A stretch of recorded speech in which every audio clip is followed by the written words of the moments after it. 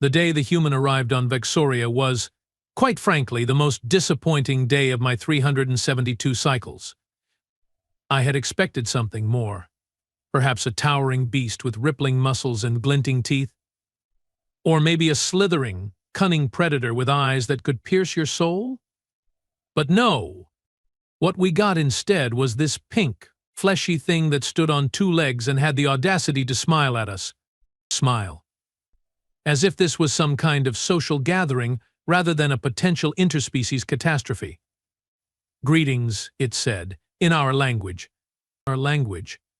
How had it learned our language? My name is Jack Morgan. I come in peace. Peace. What a laughable concept. In the grand tapestry of the Galactic Confederation, spanning 27,000 star systems and housing over 3 trillion sentient beings, peace was just a pretty word politicians used to make everyone feel better about the impending doom lurking around every cosmic corner. Let me backtrack. My name is Zorn Vex, Chief Security Officer of Vexoria, Homeworld to the Vexorian Dominion. We are, without a doubt, the most advanced civilization in the known universe. Our technology? Unparalleled. Our military might? Unquestionable. Our societal structure? Perfect. At least that's what the propaganda broadcasts tell us every morning as we consume our nutrient paste. The truth? We are scared, terrified even. For millennia, we have been alone in our technological superiority. We conquered, we subjugated, we ruled. Then, approximately 50 Earth years ago, we detected strange signals emanating from a small blue planet in an unremarkable solar system. Primitive signals, to be sure, but signals nonetheless. We observed. We studied. We saw a species that evolved from tree-dwelling primates to space-exploring beings in the blink of a cosmic eye. They were violent, yes, but also innovative, creative in ways that made our scientists scratch their head ridges in confusion. While we had spent thousands of years perfecting existing technologies, humans seemed to leap from one revolutionary idea to another with reckless abandon. So, we did what any sensible superior civilization would do. We built a massive defense system around our homeworld, increased military spending by 300%, and prepared for the inevitable invasion. But it never came. Instead, we got Jack Morgan. One human. Alone. Smiling. How did you get past our defense grid? I demanded, my voice modulator set to intimidating growl with undertones of imminent death. Jack shrugged, as if breaching the most sophisticated security system in the galaxy was no more impressive than opening a stuck jar. Your system has a back door. Didn't you know? The Grand Council chamber erupted in chaos. Counselors shouting, guards readying weapons, technicians frantically checking systems. I raised a hand, and silence fell. One does not become Chief Security Officer without commanding respect. Or sphere. Impossible, I stated flatly. Our system is perfect. Jack laughed. Not a mocking laugh, but something almost friendly. Nothing's perfect, Officer Vex. That's what makes the universe interesting. How did he know my name? I hadn't introduced myself. I narrowed my ocular implants, focusing on this strange creature. He wore simple attire, a black jumpsuit with various pockets, sturdy boots, and a small device on his wrist. No visible weapons, though that meant nothing. Humans were known to be deceptively dangerous. "Why are you here?" asked Grand Counselor Draz, her voice quivering slightly despite her best efforts to appear composed. "To talk," Jack replied simply, "and maybe to save you from yourselves." The audacity. The sheer, unadulterated audacity. "We do not need saving," I spat, my scales flushing crimson with indignation. Especially not from a species that still fights over arbitrary lines drawn on their planet's surface. Fair point, Jack nodded, seemingly unfazed by my hostility. But here's the thing, Officer Vex. While you have been watching us, others have been watching you. And not everyone out there is as diplomatic as humans tend to be. A chill ran down my spine ridge. "Explain," I demanded. Jack glanced around the council chamber, taking in the ornate architecture, the hovering data screens, the nervous faces of our leadership. "May I?" He gestured to the central holoprojector. Against my better judgment, I nodded. Jack approached the projector, tapped his wrist device, and suddenly our secure system was displaying data I had never seen before. Star charts, fleet movements, communications, intercepts. "The Zraxis Collective," he said, pointing to a cluster of stars at the edge of known space. "They have been monitoring your civilization for centuries. They are patient, methodical, and absolutely ruthless. Unlike humans, they don't believe in coexistence. To them, advanced technology in the hands of other species is a threat that must be eliminated." "Preposterous," huffed Counselor Plex, our Minister of Interstellar Affairs. "We would have detected any such civilization." Jack's expression turned serious for the first time since his arrival. "With all due respect, Counselor, you didn't detect my ship until I was knocking on your front door." Silence fell over the chamber once more, heavy and suffocating. He was right, and we all knew it. "Why warn us?" I asked, genuinely curious. "If what you say is true, why not let these Zraxis eliminate a potential rival for human expansion?" Jack's face did something strange then. His features softened, and his eyes showed something I couldn't quite identify. "Because that's not who we are, Officer Vex, at least, not who we are trying to be. Humanity has done terrible things in its history, things I'm not proud of. But we are learning, growing. And one thing we have learned is that diversity of thought, of culture, of life makes the universe richer." "Pretty words," I scoffed. "But words are cheap in the face of extinction." "You are right," Jack nodded. "Which is why I brought more than words." He tapped his wrist device again, and the projection changed to show a small, unassuming object. "This contains the specifications for a technology we developed. It creates a quantum displacement field that renders any system using it virtually undetectable to current scanning methods, including those used by the Zraxis." The council chamber erupted again, this time in a mixture of disbelief, hope, and suspicion. "Why would you give us such technology?" demanded Counselor Traz, our chief scientist. "What do you want in return?" "An alliance," Jack said simply. "Not subjugation, not conquest, just cooperation. Earth faces the same threat, and we believe we are stronger together than apart." I laughed, a harsh, grating sound that my species uses to indicate extreme skepticism. "And we are supposed to believe that humans, a species known for their conquest of their own kind, would be satisfied with mere cooperation?" Jack sighed, running a hand through the strange filaments on top of his head. "Look, I get the skepticism. If I were in your position, I'd feel the same way. But here's the thing, Officer Vex. Humanity has been to the brink of self-destruction more times than I care to count. Nuclear war, climate catastrophe, artificial intelligence gone rogue, we have faced it all and somehow managed to pull back from the edge. And you know what we learned? That our differences, the very things that drive conflict, are also our greatest strength when we work together." "Philosophy won't save us from annihilation," I retorted. "No," Jack agreed. "But this might." He held up the data device. "Along with the shield technology, this contains everything we know about the Zraxis. Their fleet compositions, their attack patterns, their weaknesses. And, trust me, every species has weaknesses." Grand Counselor Dreaz raised a hand, silencing the murmurs that had broken out.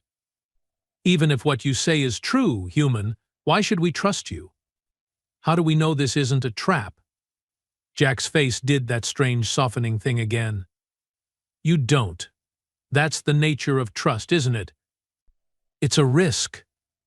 But consider this, I came here alone, unarmed, to the heart of your civilization. If my intentions were hostile, would I have done that?" "Perhaps you are just the first wave," I suggested darkly. "A scout before the invasion."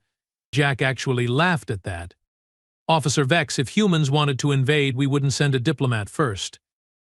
That's not really our style. Historically speaking, we tend to shoot first and apologize later, if at all." Despite myself, I felt the corners of my mouth twitching upward.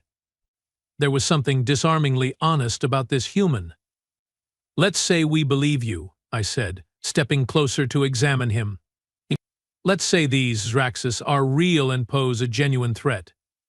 What exactly does an alliance with humanity entail? Information sharing, technological exchange, mutual defense pacts, cultural exchange programs, trade agreements, the usual boring diplomatic stuff," Jack replied with another of those disarming smiles.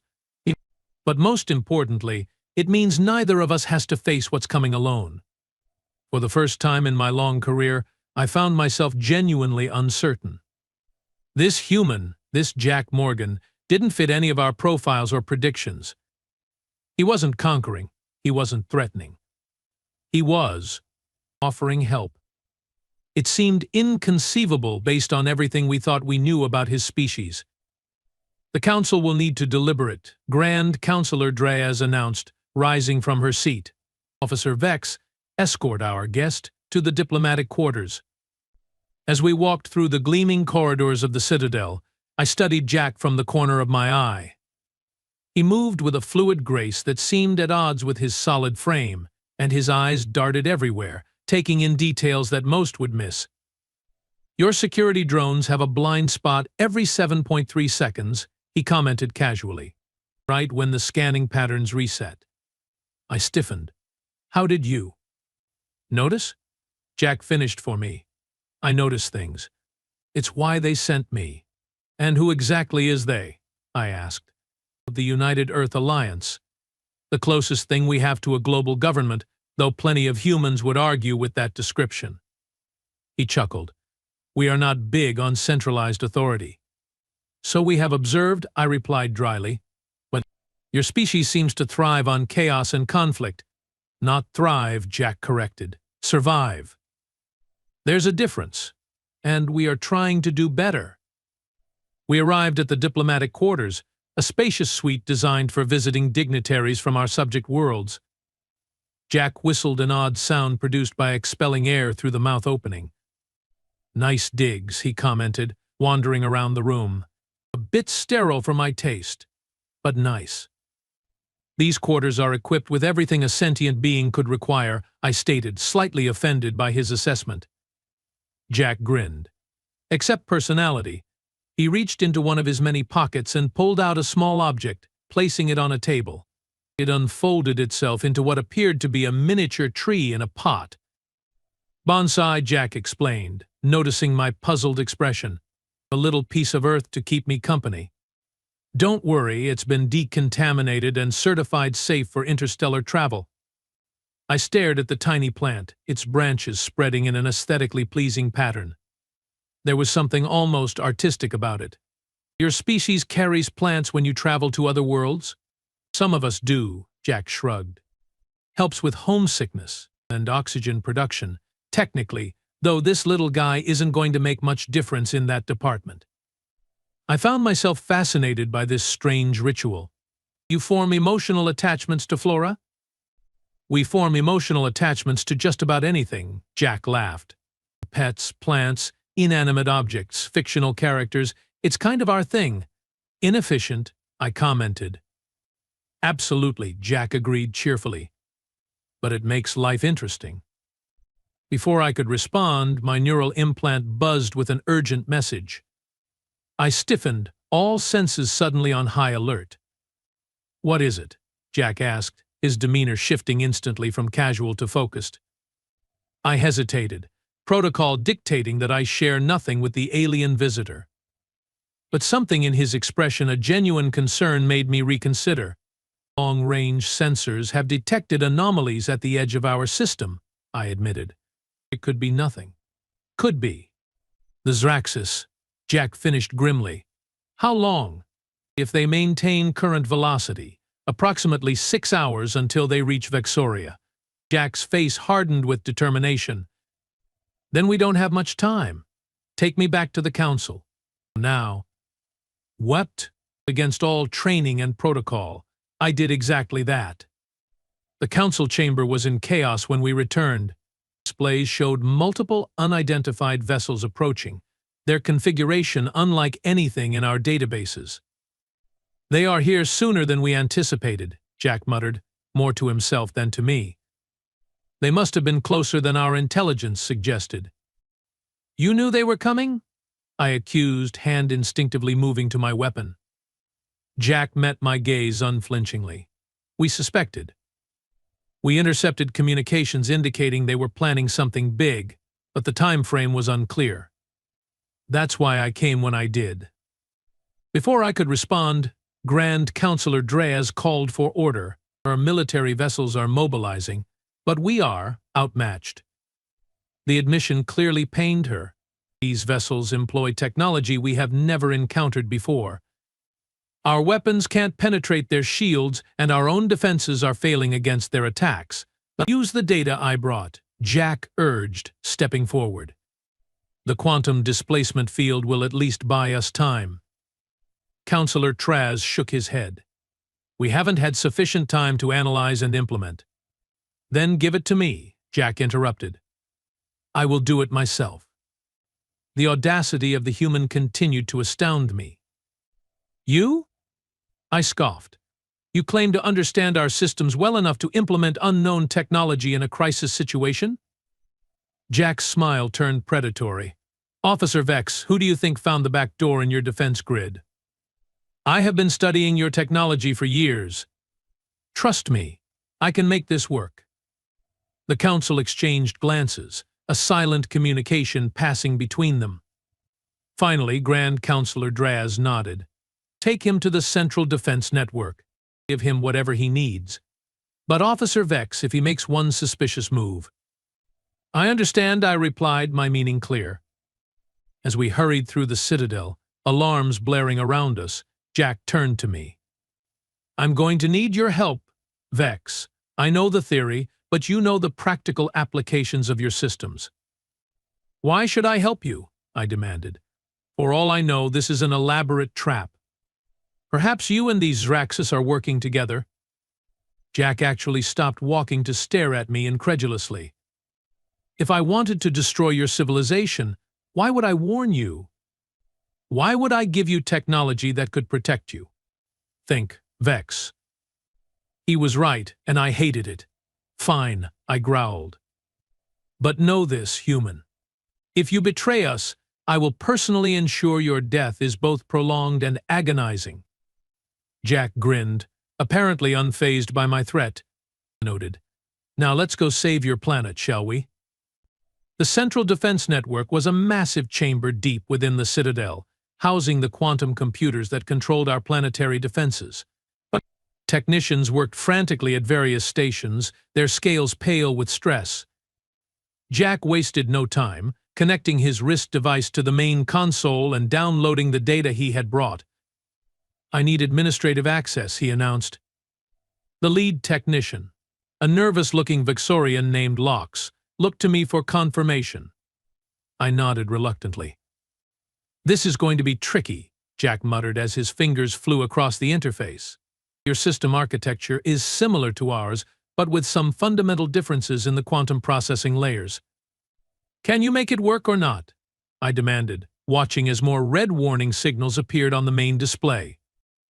The Zraxus ships were accelerating, now just hours away. "I can make it work," Jack assured me, not looking up from his task. "But I need you to handle the power allocation. When I implement this shield, it's going to draw massive amounts of energy. You will need to reroute power from non-essential systems." I moved to an adjacent console, mentally reviewing our power grid. "Which systems should I prioritize?" "Life support, obviously," Jack replied. "After that, the shield itself. Everything else is negotiable."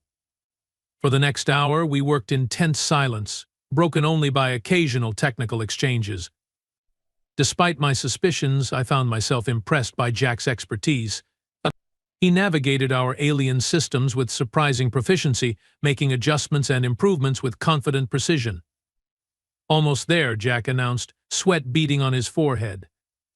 "The quantum displacement field is integrating with your defense grid. Once it's active, it should make Vexoria effectively invisible to the Zraxus sensors." "And if it doesn't work?" I asked. Jack's expression was grim. "Then we moved to Plan B, which is—" "I'm still working on that part," he admitted with a wry smile. Suddenly, the entire citadel shook violently. Alarms blared even louder, and the main display showed that one of the Zraxis vessels had fired some kind of energy weapon at our outermost defense satellite. "They are testing our defenses," I realized aloud. "And we are out of time," Jack added, making a final adjustment. "Here goes nothing." He pressed a command sequence, and for a moment, nothing happened. Then, gradually, the lights dimmed throughout the chamber as power was diverted to the new shield system.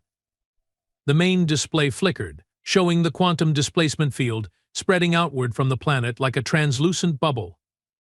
It engulfed our defense satellites, our orbital stations, and finally extended to the very edge of our gravitational influence. "Did it work?" I asked, watching the approaching Zraxis vessels anxiously. Jack studied the readings, his face illuminated by the blue glow of the console. "They have slowed," he noted. "They are scanning, trying to figure out why they suddenly lost sensor contact with the planet." We watched in tense silence as the Zraxis fleet came to a complete stop just outside our system's heliosphere. Long-range sensors showed them deploying smaller craft, presumably for closer reconnaissance. "They know we are here," I said. "They just can't see us precisely." "It buys us time," Jack replied. "Time to prepare a more permanent solution." Another violent tremor shook the citadel, stronger than before. Consoles sparked, and several technicians were thrown from their seats. "What was that?" Jack demanded, steadying himself against the main console. Fox, the lead technician, checked his readings with widening eyes. They are firing blindly into the system. Random pattern, high-energy weapons." "They are hoping to hit us by chance," I realized with horror. Jack's expression hardened. "They are more desperate than we thought." "They know about the shield technology." "How is that possible?" I demanded. "You said humans were the only ones who had developed it." "As far as we knew," Jack admitted. "But the Zraxis are adaptable. They must have encountered it before, or something similar enough to recognize the energy signature." Another impact, closer this time. The Citadel's structural integrity alarms began to wail. "We need a new plan," I stated the obvious. Jack was quiet for a moment, his eyes distant as if calculating possibilities. Then he turned to me with a determined expression. "We need to go on the offensive." "With what?" I gestured to the display showing the massive Zraxis fleet. "Their technology clearly surpasses our weapons' capabilities." "Not all of their technology," Jack corrected. "Your quantum communication network is actually more advanced than anything they have. We can use that." "How?" Jack's smile turned predatory again. "By turning it into a weapon." And that was how, in the space of 4 hours, one human and a skeptical Vexorian security officer began a desperate plan to save an entire civilization. As the Zraxis bombardment intensified, as buildings crumbled and citizens huddled in shelters, we worked feverishly to repurpose a communications system into something that might stop an overwhelming enemy. But whether our plan would succeed, whether Jack Morgan's arrival would save Vexoria or merely bear witness to its final moments, remained to be seen. The true test was yet to come. Have you ever had one of those days where everything seems perfectly normal until, quite suddenly, you are facing extinction alongside a strange alien who claims to be your only hope of survival? No? Just me then. Fantastic. As the Zraxis bombardment continued, raining destruction upon our once pristine city, Jack Morgan worked with a focus and intensity that was almost unnerving.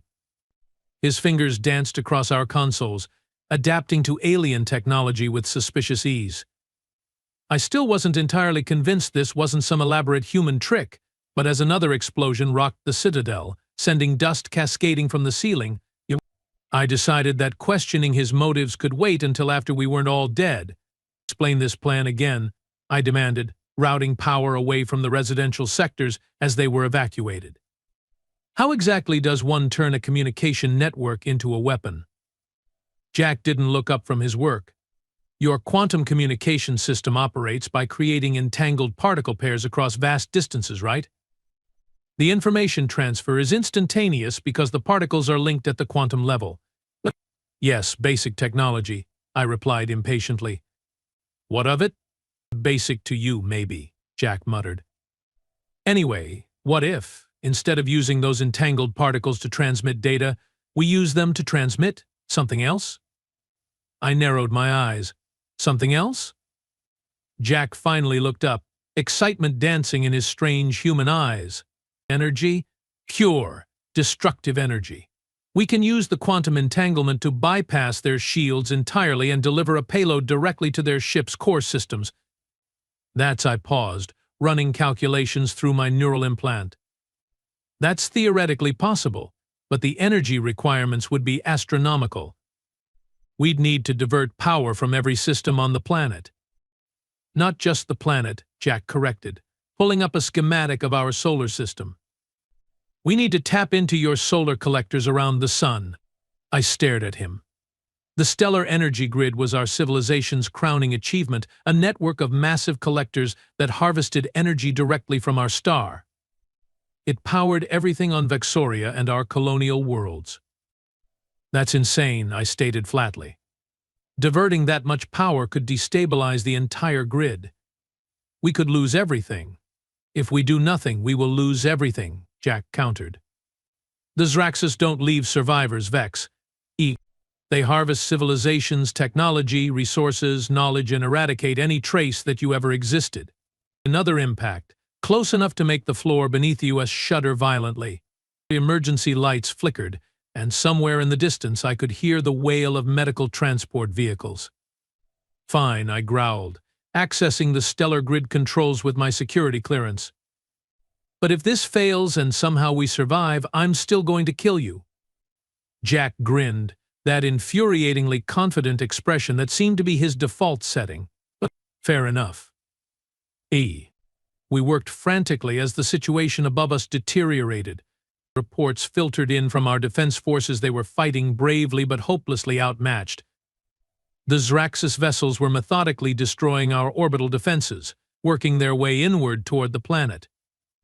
We need more time, Jack muttered, his face illuminated by the glow of the console. The weapon isn't ready yet. I checked the tactical display. Our outer defense ring is almost completely gone. Once they break through, they will start landing troops. Jack's head snapped up. Troops? The Zraxus don't use ground forces. They bombard from orbit until all resistance is eliminated. A chill ran down my spine ridge. Then what are these? I transferred the sensor readings to his console. Jack studied the data, his expression growing increasingly grim. Those aren't troops, he said quietly. They are harvesters. Automated systems designed to extract valuable technology and resources. They are already treating your planet like a corpse to be picked clean. Rage filled me, hot and clarifying. This was no longer about politics or interspecies relations or even survival. This was about dignity. About ensuring that if Vexoria fell, it would not fall quietly. How much longer until your weapon is ready? I demanded. Jack's fingers flew across the interface. The reprogramming is done, but the energy capacitors need time to charge. With the current power allocation, maybe 30 minutes? I checked the tactical display again. We don't have 30 minutes. The first wave of harvesters will breach atmosphere in 15. Jack swore a human expression I was unfamiliar with, but understood perfectly from his tone. We need to buy time. An idea formed in my mind, dangerous and possibly suicidal, but potentially effective. To our remaining defense satellites. If we overload their power cores simultaneously, it could create an electromagnetic pulse powerful enough to temporarily disable the harvesters. And fry every electronic system in the upper atmosphere, Jack pointed out, including your own defensive capabilities. We are already losing those anyway, I countered. This way we choose when and how. Jack nodded slowly. Do it. I accessed the defense satellite network, using my security clearance to bypass the safety protocols. One by one, I set the power cores to overload on my command. Evacuation protocols for the Citadel? Jack asked. Still working on the quantum weapon. Already in progress, I assured him, though I had no intention of evacuating myself. My place was here, defending Vexoria until the end. Jack seemed to read my thoughts. You are staying, aren't you? Of course, I replied, as if the alternative was unthinkable. Then I'm staying too, he said simply. I paused in my work. Why? This isn't your world, your people. Jack's expression was serious, none of his usual levity present. Because that's what humans do, Vex. We stand with our allies. We are not allies, I reminded him. A few hours of working together does not an alliance make. Tell that to my species history books, Jack chuckled. Some of our strongest alliances were forged in less time, with less at stake. Before I could respond, the tactical display flashed an urgent warning. The first wave of harvesters had accelerated, now just 10 minutes from atmospheric entry. It's now or never, I said, finger hovering over the satellite overload command. The EMP will buy us some time, but it might also disrupt our work here. The quantum systems are shielded, Jack assured me. They will weather the pulse. Everything else, he shrugged. We will deal with that problem when we come to it. I nodded and pressed the command. For a moment, nothing happened. Then the tactical display lit up as every remaining defense satellite in our network simultaneously overloaded. A wave of electromagnetic energy burst outward in an expanding sphere, engulfing the approaching harvesters. The effect was immediate and dramatic. The harvesters, dozens of them, suddenly went dark on our sensors.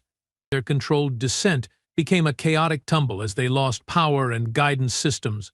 It worked.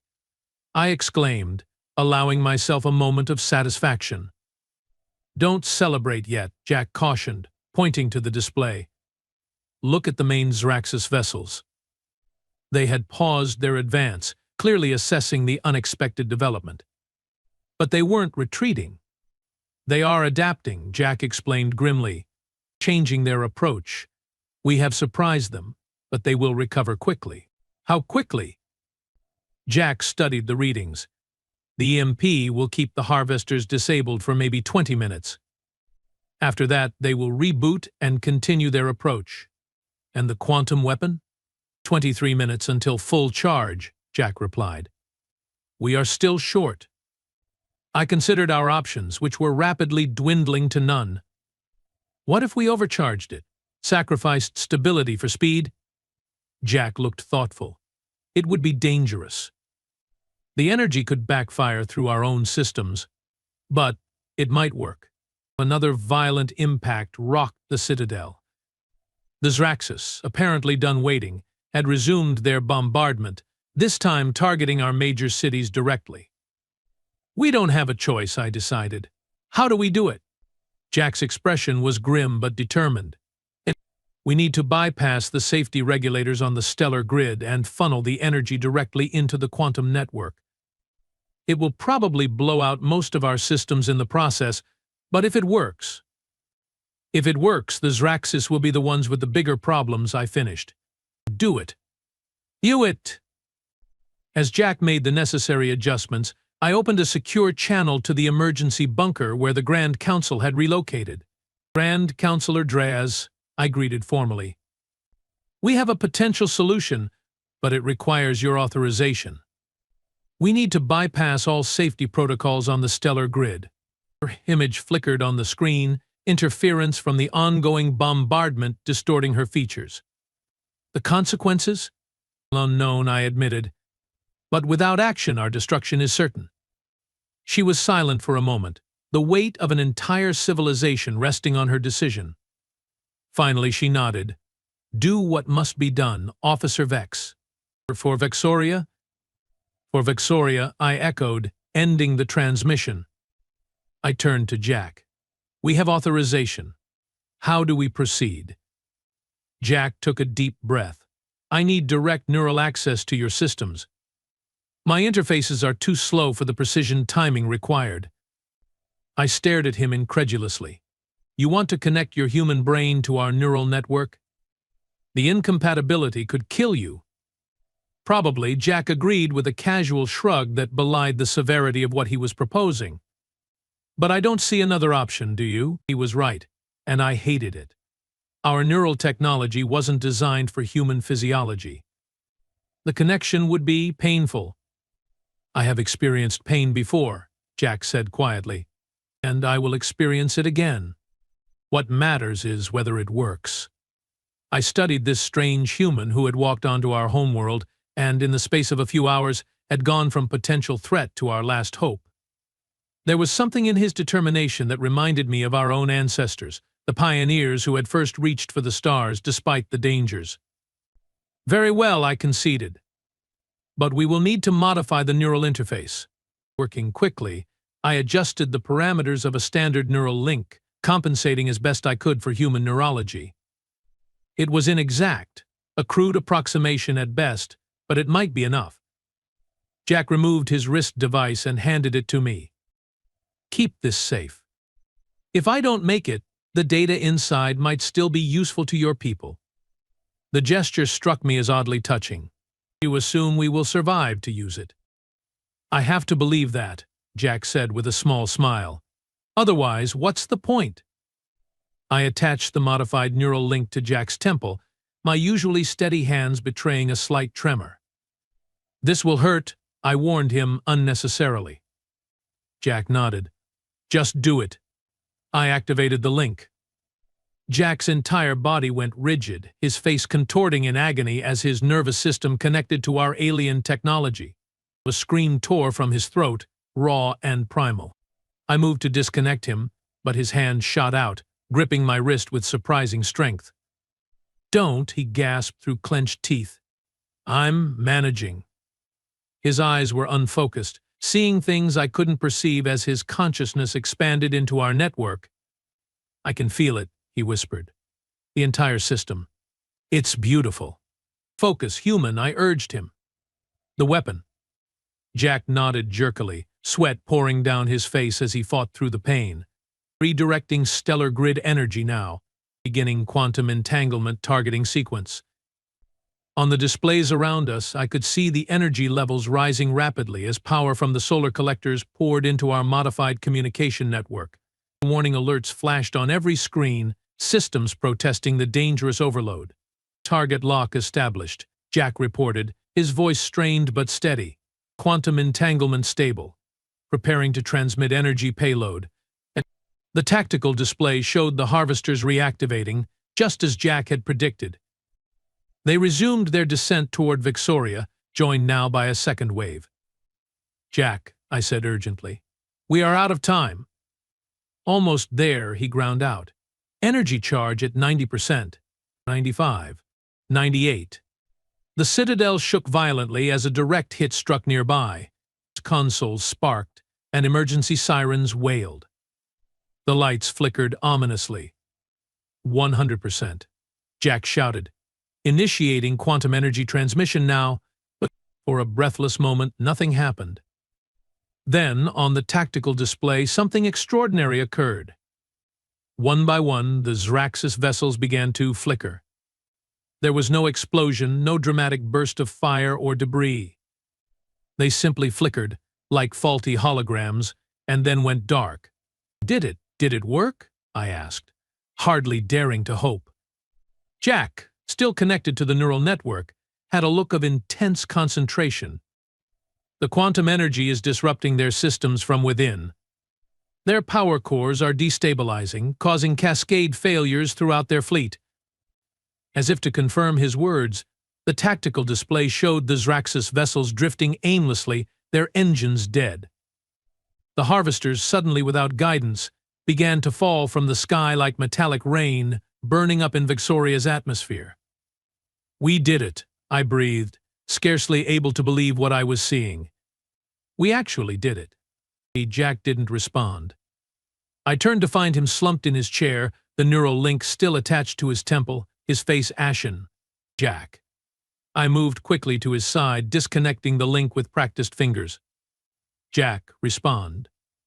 His eyes fluttered open, unfocused and distant. Did we win? He mumbled, his voice weak. Yes, I assured him, running a medical scanner over his form. The Zraxis fleet has been neutralized. A small smile curved his lips. Good. That's good. His eyes began to close again. The scanner results were alarming. The neural connection had caused significant damage to his central nervous system. Without immediate medical intervention, he would die. I lifted him effortlessly. Humans are surprisingly light by Vexorian standards and headed for the medical bay at a run. Stay conscious, human, I ordered. That's a direct command from the chief security officer. Jack chuckled weakly. Never been good at following orders. The next hours were a blur of activity. Medical technicians worked feverishly to stabilize Jack while, outside, the full extent of our victory became clear. The entire Zraxis fleet, over 50 vessels, had been rendered inert by our quantum weapon. Our defense forces were cautiously approaching the disabled ships, securing them for study. Grand Counselor Dreaz found me in the medical bay, staring through the transparent barrier at Jack's motionless form. Will he survive? She asked quietly. Unknown, I replied honestly. Human physiology is resilient but foreign to us. Our medical technology is adapting. She nodded solemnly. He saved Vexoria. Yes, I agreed. He did. One human, she mused. Just one. And he accomplished what our entire military could not. I had been pondering the same thing. Perhaps we have been wrong about humanity, I suggested. Perhaps they are not the threat we imagined. Dreaz considered this. Or perhaps they are exactly the threat we imagined, but aimed at our enemies rather than ourselves. An alliance, then? I asked, as he proposed. The Council has already voted unanimously in favor, she confirmed. When, if he recovers, Jack Morgan will return to Earth as our official ambassador with full authority to negotiate terms. I felt an unexpected surge of relief at the news that Jack would be returning to his homeworld. The human had grown on me, like some sort of benign parasite, annoying but ultimately beneficial to its host. 3 days later, Jack finally regained consciousness. I was there, having rarely left the medical bay except when duty required it. Well, look who decided to rejoin the living, I remarked as his eyes opened. Jack blinked groggily, taking in his surroundings. Vex? Am I dead? Because if this is the afterlife, it's a lot more sterile than I expected. You are very much alive, I assured him. Though our medical staff informs me it was a near thing. He tried to sit up, winced, and thought better of it. The Zraxis? Defeated, I replied. Their vessels have been secured and are being studied. The harvesters that survived atmospheric entry have been neutralized. Jack nodded, satisfaction evident in his expression. And Vexoria? The people? There were casualties, I admitted. The bombardment was extensive, but we have already begun rebuilding. Your warning gave us time to evacuate many areas before the worst of the attack. He relaxed slightly. Good, that's good. After a moment he asked, what happens now? I straightened formally. The Grand Council has voted to pursue an alliance with humanity, as you proposed. Once you are recovered, you will return to Earth as our official ambassador to negotiate terms. Jack's eyebrows rose. Me? An ambassador? He laughed, then grimaced as the motion apparently caused him pain. I'm a specialist, not a diplomat. You have proven yourself trustworthy and capable, I pointed out. And you understand both our peoples in ways few others could. He seemed about to argue, then shrugged carefully. When you put it that way, how can I refuse? Though I should warn you, human politics can make your Grand Council look like a model of efficiency. We are prepared for challenges, I assured him. But first, you must recover. Jack studied me curiously. You know, Vex, when we first met, I was pretty sure you were going to shoot me on principle. The day is still young, I replied dryly. He grinned. There it is. I was starting to worry you'd gone soft on me. I sniffed indignantly. Vexorians do not go soft, human. We adapt our threat assessments based on new information. And what does your threat assessment say about me now? I considered the question seriously. That you are dangerous, unpredictable, and possibly insane by Vexorian standards. Jack's grin widened. Why, Officer Vex, I do believe that's the nicest thing you have ever said to me. Despite myself, I felt my mouth twitching upward. Rest human. Your journey home begins soon enough. 2 weeks later, Jack Morgan stood on the landing pad beside the sleek diplomatic vessel that would return him to Earth. He had recovered remarkably quickly, though our medical staff insisted he would need continued treatment once he returned to his homeworld. The Grand Council had assembled to bid him farewell, along with a crowd of citizens curious to see the human who had saved their world. I stood slightly apart, maintaining a professional distance as befitted my station. Jack approached me as the final preparations for his departure were completed. So, he said conversationally, this is goodbye for now. Indeed, I replied, unsure why the prospect was causing an uncomfortable sensation in my thoracic cavity. Safe journey, Ambassador Morgan. Jack smiled at the formal title. I will be back soon enough with a proper diplomatic delegation. Try not to shoot any of them. I make no promises, I replied, deadpan. Humans are notoriously suspicious. He laughed, then surprised me by extending his hand. I recognized the gesture from our cultural studies, a human ritual of greeting or farewell. After a moment's hesitation, I clasped his hand with my own scaled one. Until we meet again, Jack Morgan. Until then, Zorn Vex, he replied, using my full name for the first time. Keep watching the stars. We will be there. As his ship lifted off and disappeared into the clear Vexorian sky, I found myself contemplating the strange twist of fate that had brought one human to our homeworld. He had arrived uninvited, upended our understanding of the galaxy, saved us from extinction, and departed leaving everything changed in his wake. Typical human behavior, if our observations were anything to go by. In the months that followed, we detected increased communications from Earth, not just diplomatic channels, but cultural transmissions, scientific exchanges, or even what appeared to be entertainment broadcasts. Humanity was reaching out, not just to us but to the wider galaxy. They were announcing their presence without fear or hesitation, in a way that was simultaneously foolish and admirable.